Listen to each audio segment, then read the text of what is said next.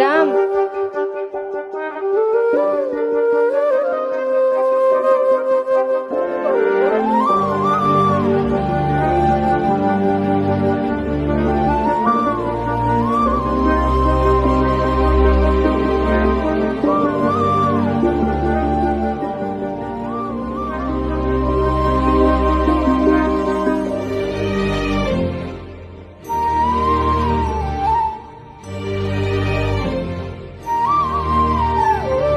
వద్దు వద్దులు